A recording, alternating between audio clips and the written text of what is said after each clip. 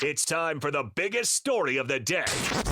This is What Made the Cut with JJ and Alex on 97.5, the KSL Sports Zone. And joining us now live on the Zone phone is Anthony Broome. He covers Michigan for the Wolverine.com and the On3 network. Anthony, thanks for joining us. Thank you for having me. I know you're like us. We thought we'd enjoy our holiday, a nice quality holiday, and especially after everything that's been happening over there. I bet you were looking forward to a quiet holiday, but that's not the case. Your thoughts on this? Your thoughts on the hire, first of all, and Michigan bringing Kyle Whittingham in as their head coach. Yeah, well, first off, thank you for having me. Second off, I haven't had a quiet holiday in 5 years, it feels like, up true. here. So it's been crazy to go from where we were at a couple weeks ago, 3 weeks ago or so, and 48 hours after a coach is fired, he's appearing, in a white jumpsuit in jail, to now fast forward and, Michigan's got, I think, one of the most respected people in college football leading their program now. So it's been a breakneck couple weeks. We still, he's got to put a staff together. Transfer portal's coming up. Going to get through this bowl game, but finally, hopefully, fingers crossed, some stability here. What's the reaction that you're seeing on your message boards and among Michigan faithful to Kyle Whittingham being named the head coach? What are the fans thinking? I think at first the reaction was, now mind you, I'm going to frame this through when this search started. I think a lot of people were hoping that they'd throw a Hail Mary and steal Kalen DeBoer from Alabama, or maybe a land of Kenny Dillingham from Arizona State. And when it became clear that wasn't going to happen, there were kind of these, I won't say trial balloons, but, we do all these candidate profiles. And when it becomes apparent that Whittingham was the guy that they were targeting, I think at first the narrative was kind of like, really, he kind of had one foot out the door at Utah the last few years and all that. But then as people have gotten to know him a little better, just through the fact that he was the guy, and then you got to put all your eggs in the basket of figuring out who this guy is and what he's going to bring to the table, I think people are pretty darn happy. The press conference, I think, was served for a lot of people that weren't in the know that, as you guys are aware, I mean, this is a guy got a lot of energy.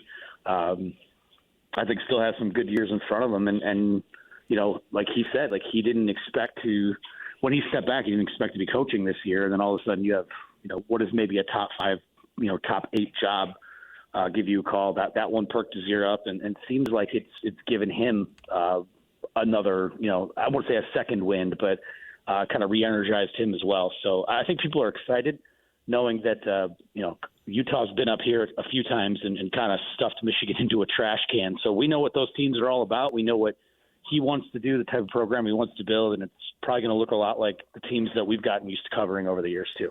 You won't find a younger and more invigorated 66-year-old than Kyle Whittingham. I don't know if you had a chance to meet him at the press conference or not, but the dude is intense and fit as you can be at 66. But were you still surprised that they gave him a 5-year contract at his age? Not necessarily. We were affectionately referring to him last week as like a Pete Carroll 66, like a guy who's just, you guys, I don't need to run you right down who that guy is, but he, 5-year deal doesn't surprise me. It's, I think this is set up for him if they can retain a lot of the roster for him to win right away. And it doesn't take 3 to 4 to 5 years to get a program off the ground anymore. With the transfer portal, with NIL, especially the type of resources that Michigan has, they could be right in the mix for this as early as next year. So, even if he was to give them only 3 or 4 years, which we'll see what happens, but I tend to believe it when he says he'll go the full 5. But they're going to be competing pretty quickly under him, I think. And that's I think that speeds up both Michigan's timeline in terms of what they hope to get out of this guy when it's all said and done, and gives him a sense of urgency where he doesn't really have to build. There's a lot that's good here already, and he's just got to put his stamp on it. What's the latest that you're hearing from on the Michigan side of things with Jay Hill and Jason Beck, their possible candidacy to join Whittingham? Yeah, I think what's going to – certainly I think those two guys will wind up being the hires at both those coordinator spots. I think out of respect for the current staff, it seems that they're going to let them get through the bowl game. So you're not seeing on social media that so-and-so is being targeted for your job, or this guy's in the mix for this job. And some of that's already out there already. But I just think out of respect for the staff, we probably see things start to move, if not late Wednesday night, maybe, early this weekend, maybe Thursday or so with some of those names. So I do expect those two guys to be the coordinators. What's the most important thing when it comes to players that Kyle Whittingham has to do as he starts this tenure? Well, I think he doesn't really have to sell anything new in terms of, hey, this is a program that's been built on physicality and winning the line of scrimmage. And those are all things that guys that are already here were sold on when they joined the program. So I think it's an accountability. I think it's a track record of knowing that, hey, listen, like, this is what this guy's selling. We know, everyone kind of knows proof of concept. You stick around, like, what this can and should look like. So really it's just the player retention, getting as many guys on board as possible. I think that Michigan throughout this process did a masterful job of getting the players to just kind of settle down and lock in for this bowl game, and then getting him on a plane right down there so they could meet him. And he wants to meet this entire roster, by the time they leave Orlando. So it's a work in progress. You're not going to keep everyone, but the early returns that we've heard is that a lot of juice and a lot of guys are really excited for this.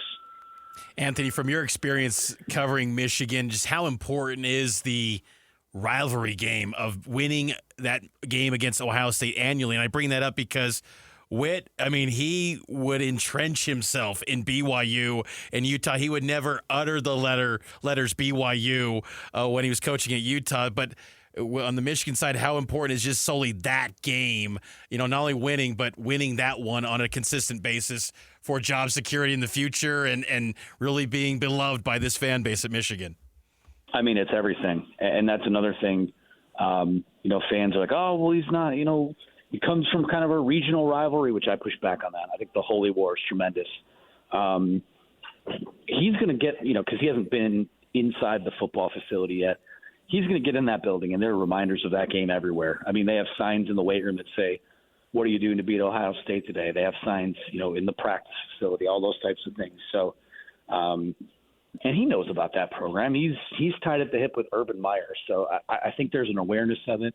I think that it's less about the rah-rah and more about, he knows what it takes to win that type of game. And that's to win up front on both lines of scrimmage. And that was Michigan's recipe during its 4-game win streak that was just snapped this year in that rivalry. So all the ingredients are there with a steady hand at the wheel now, it seems like. It's obvious that the expectations at Michigan are very high, and especially when you won a national championship just 2 short years ago. How much pressure is there at Michigan, and how quickly could people turn if things don't go smoothly? I mean, we even saw when it took Harbaugh a while to beat Ohio State, Jim Harbaugh, that people wanted to run him out of Ann Arbor. How tough can the fans be on a head coach at Michigan? Well, I think now the expectations change a little bit just because now it's all about reaching that 10-win plateau. And with some schedules in the Big Ten, the 9 wins might be enough to get you into the college football playoff, especially as it expands. Now, again, don't go lose. If he's here for 5 years, you don't want to go 0-5 against Ohio State, or you don't want to go 1-4. You want to win as many of those as you possibly can. But, if you could play multiple times in a year now, we could see them play back-to-back weeks in a Big Ten championship game, or maybe as many as 3 times in a year with the college football playoffs. So I think fans – like Ohio State fans, Michigan fans are different than Ohio State fans in that if they lose to Michigan, it sets off a chain reaction of just freakouts and all kinds of nonsense down there. Whereas I think Michigan fans take that a little more in stride and realize that you're going to win some, you're going to lose some. It tends to even out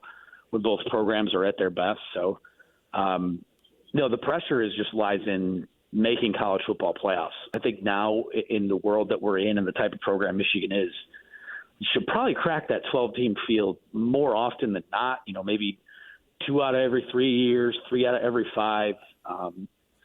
That's the kind of the expectation now. And I think that the Michigan's national title has kind of like satiated a lot of that for a bit. Not to say that anyone at Michigan's resting on it, but I think a lot of people have calmed down and realized that this is a new dynamic in this sport and what the expectations are in terms of playing for its biggest prize. Anthony, I'm curious with, Ward Manuel making the hire here, getting Kyle Whittingham on board, and is he going to be the leader of this athletic department going forward with Kyle Whittingham, or could Whit have a new boss here soon? How's that shaping up with that investigation and just the Michigan athletic department?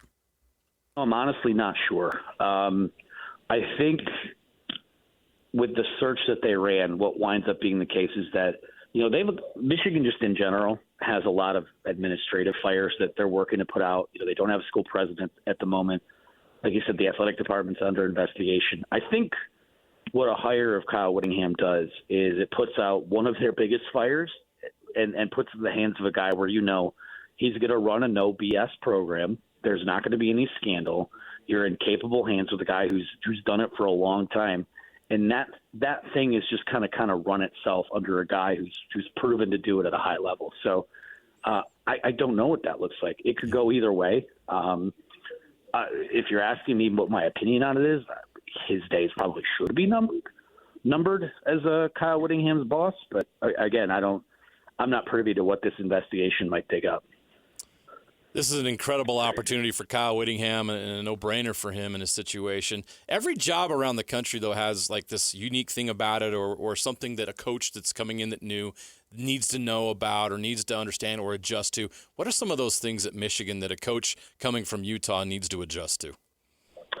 Well, I think in this new Big Ten, more weeks than not, it's a showdown college football playoff type of game, type of atmosphere with Penn State and Oregon and Ohio State and USC and Indiana now certainly becoming a bit of a superpower. I think that's not unique to Michigan, but from Michigan's or from Whittingham's perspective, I think something that he'll even admit that he'll need to adjust to is the national recruiting footprint. And, how to utilize NIL and the transfer portal. And not to say that it seems like he's averse to any of those things, but this is just a bigger pool of resources and how you allocate them. You could soar via that. You could really speed the build up here, or, it can be overwhelming. I don't get the sense it'll be overwhelming for him, but I think that type of leap is it's one that we've seen Dusty May and Michigan basketball make, quite frankly, and he's taken that opportunity and run with it. And I suspect Whittingham will do the same. Anthony Broome covers Michigan, the Wolverines, for thewolverine.com and the On3 Network. Anthony, thanks so much. Appreciate it. You're going to enjoy covering Kyle Whittingham, a no-nonsense guy, but a great man who leads with integrity, and I think Michigan fans will really appreciate what he brings to the program, especially right now at this time. And we appreciate your insight, Anthony. Thanks so much. Thanks, Anthony. Of course. Thanks for having me. All right, Anthony Broome, thewolverine.com on the On3 Network. Some great insight.